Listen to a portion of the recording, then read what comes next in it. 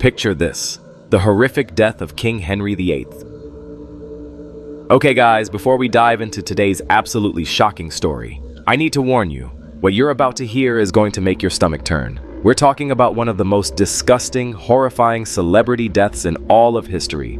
And trust me when I say that the details are so graphic, so nauseating, that even the most hardened royal courtiers were literally fainting from the smell. I'm talking about stray dogs lapping up bodily fluids, a stench so powerful it could be detected 3 rooms away, and a king so grotesquely transformed that his own coffin couldn't contain his decomposing remains. This is the story of Henry VIII's absolutely horrific final years and death. And guys, it's rarely been told in all its repugnant reality. So buckle up, because what started as a fairy tale about Europe's most handsome prince ended as the most disgusting royal nightmare you could ever imagine. Now, to understand just how shocking this transformation was, we need to rewind to the beginning. Because Henry VIII didn't start out as the bloated, stinking monster he became. Oh no, this man was literally described as Europe's most gorgeous prince. We're talking about a guy who was born on June 28, 1491. And when he ascended to the throne at just 17 years old, he was basically the equivalent of a modern-day Hollywood heartthrob crossed with an Olympic athlete. Picture this: he was tall, athletic, with this stunning golden red hair that caught the light like fire, and a majestic bearing that made people stop and stare. The Venetian ambassador literally wrote about his extraordinary figure and angelic countenance. And guys, when diplomats are getting poetic about your looks, you know you're seriously attractive. But here's where this fairy tale takes a dark, twisted turn that nobody saw coming. January 1536. Henry is 44 years old, still handsome, still athletic, still the envy of every monarch in Europe.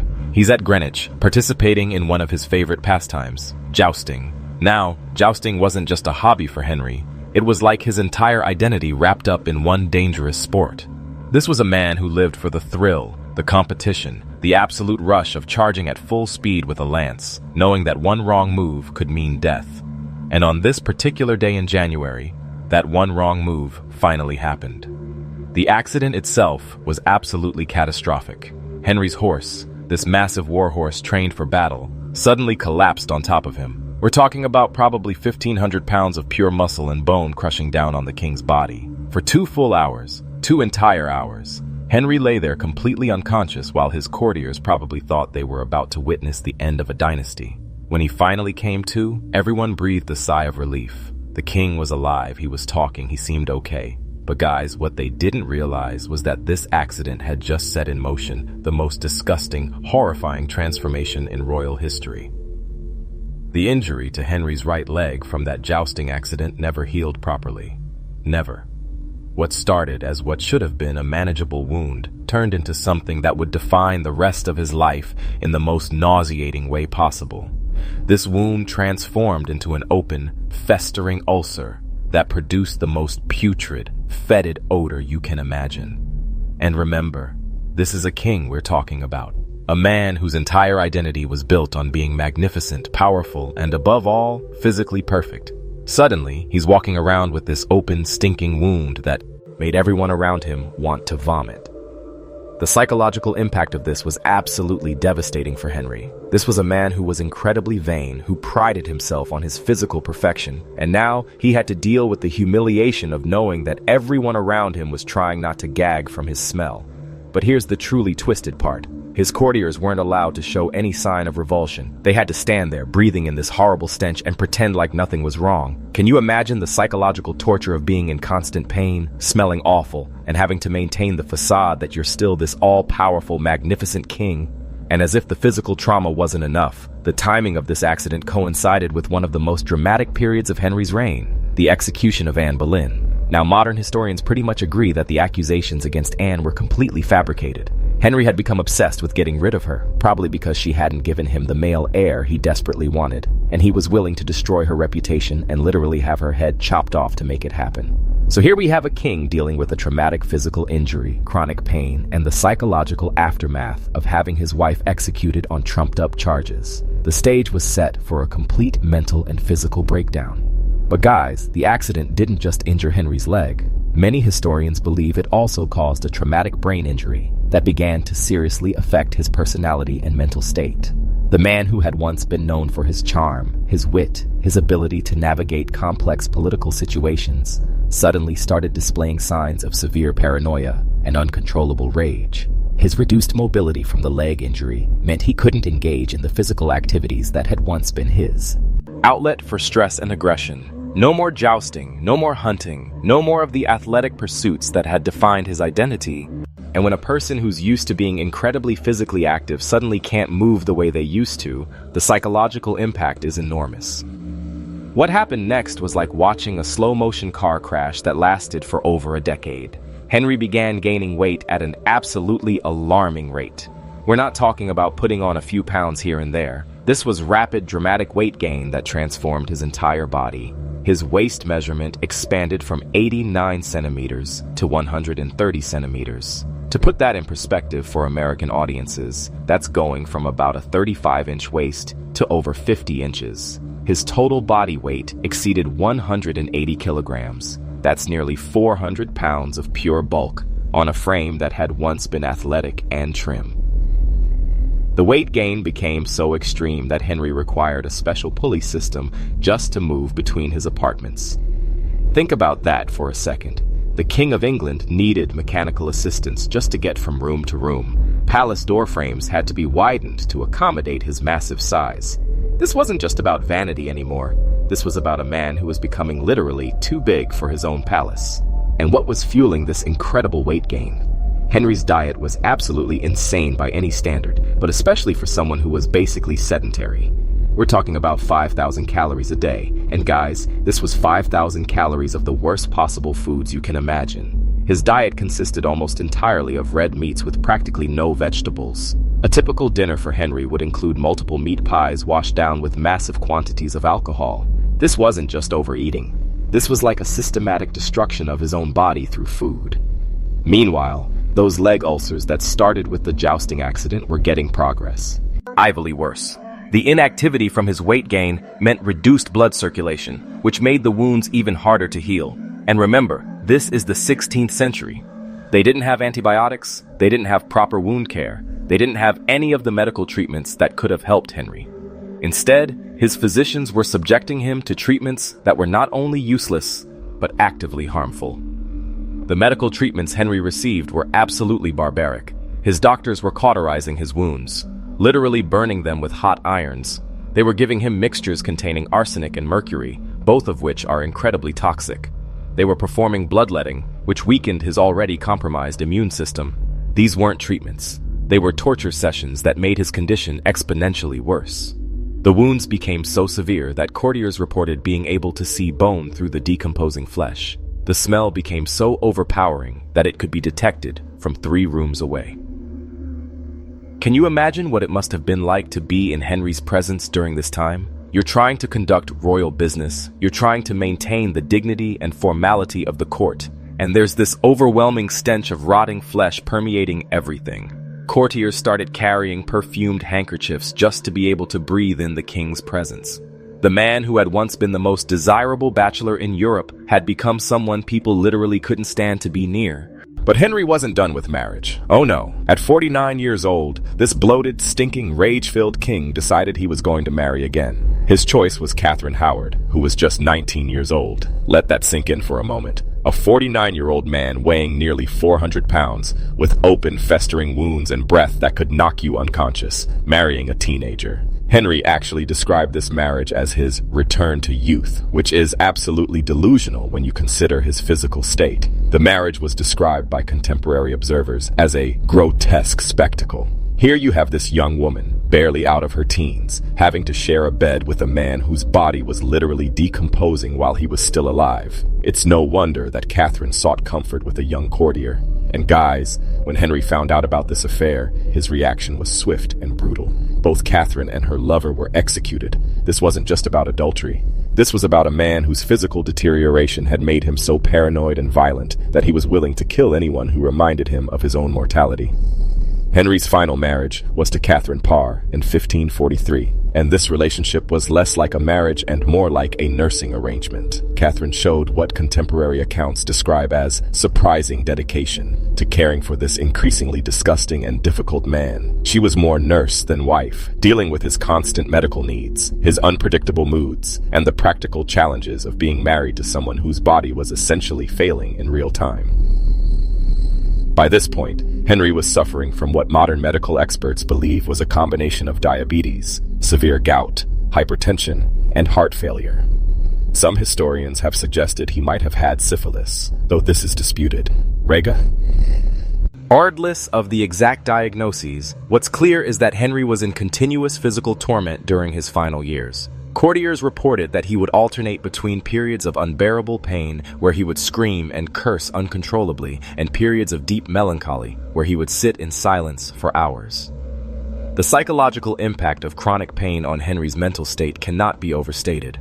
The man who had once been described as a brilliant statesman, capable of complex political maneuvering and diplomatic negotiations, became increasingly obsessed with imaginary conspiracies. His paranoia reached such extreme levels that he began executing close friends and loyal advisors based on nothing more than unfounded suspicions. The court became a place of terror where nobody felt safe, because Henry's deteriorating mental state made him completely unpredictable. Just 9 days before his own death, Henry ordered the execution of Henry Howard, the Earl of Surrey. This wasn't based on any real evidence of treason. It was the action of a man whose mind had been completely warped by years of chronic pain, social isolation, and the psychological trauma of watching his own body betray him. The court was no longer a place of political intrigue and cultural refinement. It had become a house of horrors where the king's declining mental and physical state dominated every interaction. Henry's obsession with food security and fear of poisoning reached almost comical levels if they weren't so tragic. He developed an elaborate tasting system where multiple people had to sample his food before he would eat it. Every utensil had to be meticulously inspected. This wasn't just paranoia. This was the behavior of a man who knew he was vulnerable and was terrified of dying, even though his own lifestyle choices were killing him faster than any assassin ever could. In his final months, Henry was essentially immobile even with assistance. The gangrene in his legs was intensifying the already overwhelming odor that surrounded him everywhere he went. The court was described as a place of miasma and whispers, a perfect description of what happens when you combine the stench of decomposing flesh with the constant fear that comes from living under the rule of an increasingly unstable tyrant. Courtiers were openly using perfumed handkerchiefs to cover their noses when they had to be in Henry's presence. Think about how desperate the situation must have been for people to risk offending the king by making it obvious they couldn't stand his smell. But at this point, the odor was so overpowering that pretending not to notice it was impossible. The winter of 1546 to 1547 marked Henry's final rapid deterioration. He was suffering from recurrent fevers that were likely caused by septicemia. Basically, his blood was being poisoned by the infection from his leg wounds. He was having increasing difficulty breathing, and he was frequently delirious. During these periods of delirium, courtiers reported that he would murmur the names of his deceased wives, particularly Jane Seymour and Anne Boleyn. Some accounts suggest that Anne's ghost was tormenting him. Whether this was actual supernatural activity or just the guilt-ridden hallucinations of a dying tyrant, we'll never know. Here's one of the most bizarre aspects of Henry's final illness. Nobody was allowed to suggest that the king was dying. It was literally considered treason to predict the death of the monarch, which meant that even as Henry was obviously in his death throes, his physicians had to maintain the facade that recovery was possible. Can you imagine being a doctor in that situation? You can see that your patient is clearly dying, but if you acknowledge that fact out loud, you could be executed for treason.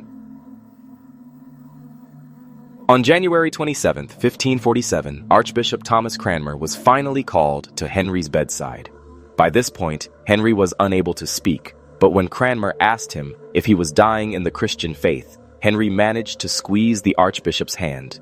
In the early hours of January 28th, at age 55, the man who had once been Europe's most handsome prince finally died. But guys, the horror story doesn't end with Henry's death. If anything, the post-death indignities were even more disturbing than his final illness. A special coffin had to be constructed to accommodate his enormous size. The embalming process was described as a horrifying challenge because of the sheer scale of decomposition they were dealing with. This was the 16th century, remember? Embalming was a rudimentary process that involved removing the internal organs and filling the body cavities with herbs and spices. For someone in Henry's condition, this process was inadequate from the start. The coffin was inadequately sealed, and during the journey to his final resting place at the chapel of Windsor Castle, cadaveric fluid began leaking out onto the chapel floor. And here's where this story reaches its absolute most disgusting point. Stray dogs got into the chapel and actually lapped up the putrid substance that was leaking from the king's coffin. The man who had wielded absolute power over England, who had had people executed for the slightest sign of disrespect, was reduced to a mass of putrefied flesh being violated by street animals. The contrast between Henry's power in life and his humiliation in death couldn't be more stark. This was a king who had considered himself divinely appointed, above the law, above criticism, above the normal limitations of human existence. And yet his final act was to provide sustenance for stray dogs in the form of his own decomposing remains. Henry's funeral was held on February 16, 1547, nearly 3 weeks after his death. The ceremonies were conducted with full royal pomp and circumstance. But can you imagine what that must have been like? All the pageantry and tradition of a royal funeral, but with the constant underlying presence of that horrible smell that had defined Henry's final years. He was buried at St. George's Chapel in Windsor Castle, alongside Jane Seymour, the wife who had given him his only legitimate male heir. And speaking of that heir, Edward VI reigned for only 6 years before dying at age 15, which meant that Henry's desperate quest for a male successor ultimately failed. The throne passed first to Mary I, his daughter with Catherine of Aragon, and then to Elizabeth I, his daughter with Anne Boleyn, the woman he had executed. There's a bitter irony in the fact that Henry's greatest legacy came through the daughters he had valued so little compared to his obsession with having a son. Henry's death serves as one of the most powerful reminders in all of history about the limits of human power. Here was a king who considered himself above the law, above criticism, above the normal rules that govern human behavior. He had people executed for treason if they so much as suggested he might be mortal. And yet he became a victim of his own mortal body in the most dramatic and disgusting way possible. Historian Alison Weir wrote about the paradox of Henry's life and death, noting how he transformed from a Renaissance prince who embodied all the ideals of his era into what she called a grotesque caricature of power and excess. This wasn't just a physical transformation. It was a complete moral and psychological breakdown that played out over more than a decade. From a psychological perspective, Henry's story is fascinating because it reveals how rarely he was truly loved versus feared and flattered. Think about it. From childhood, he was surrounded by people who told him he was magnificent, powerful, chosen by God.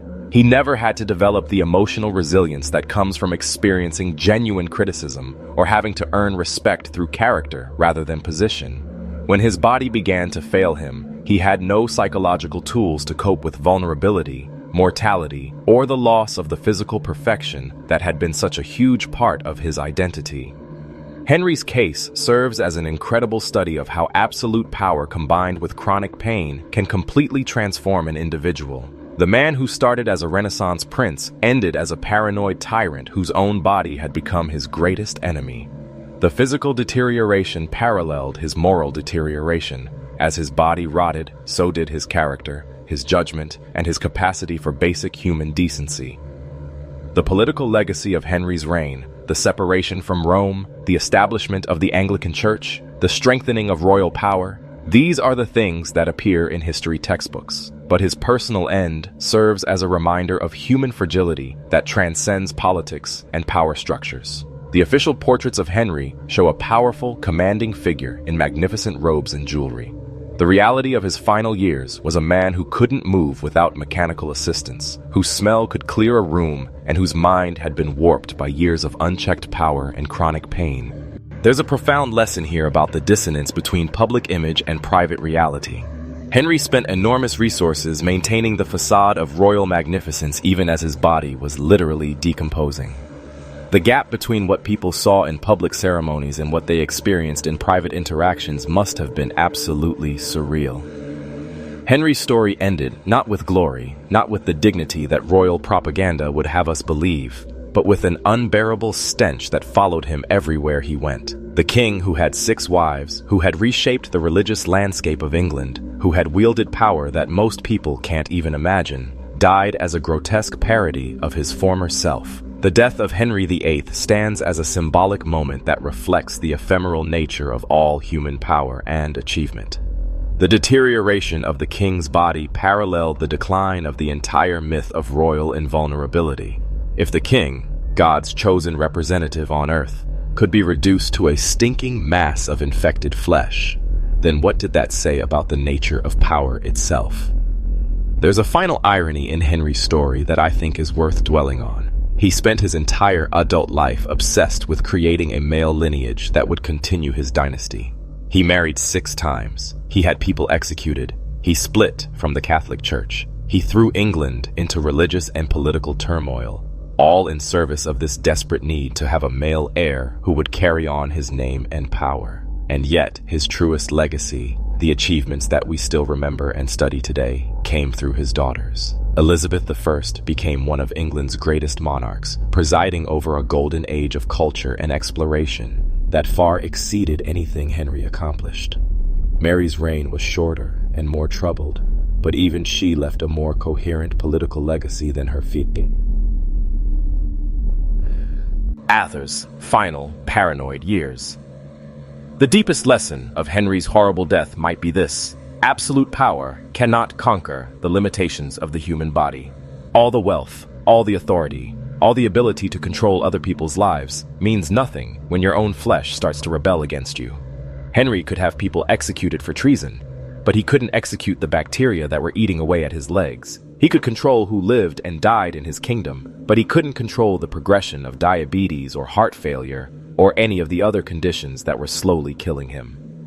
Henry's transformation from Renaissance prince to decomposing tyrant serves as a moral tale about the limits of power and the inevitability of physical deterioration. No matter how much authority you wield, no matter how much wealth you accumulate, no matter how many people bow down before you, your body will eventually betray you. The same flesh that once made Henry the envy of Europe became the source of his greatest humiliation and suffering.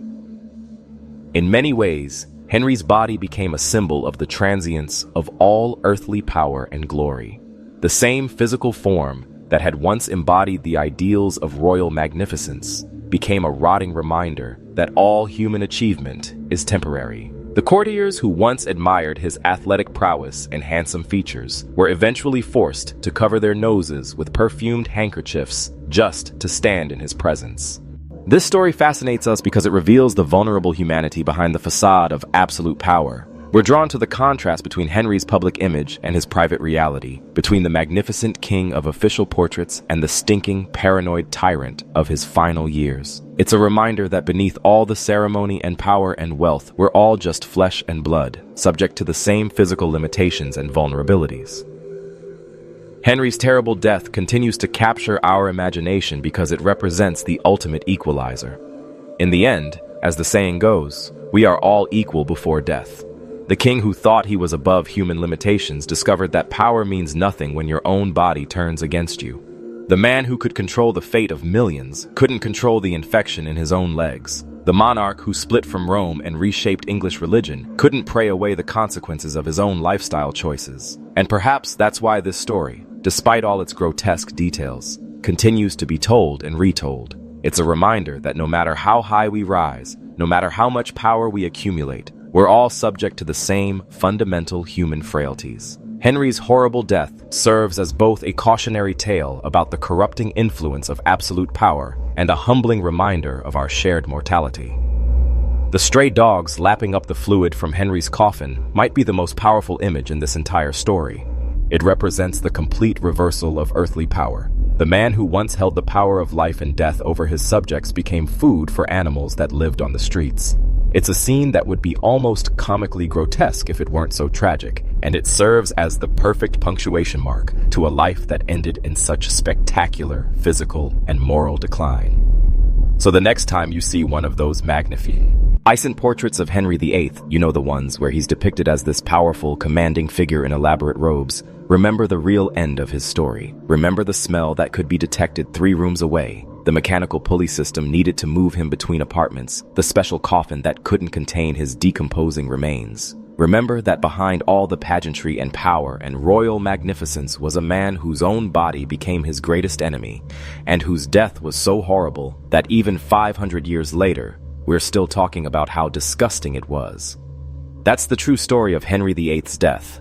Not the sanitized version you'll find in most history books, but the full, repugnant reality of what happens when absolute power meets human mortality. It's a story that reminds us that no matter how high we rise, we're all just flesh and blood in the end, subject to the same physical limitations that turned Europe's most handsome prince into history's most disgusting royal corpse.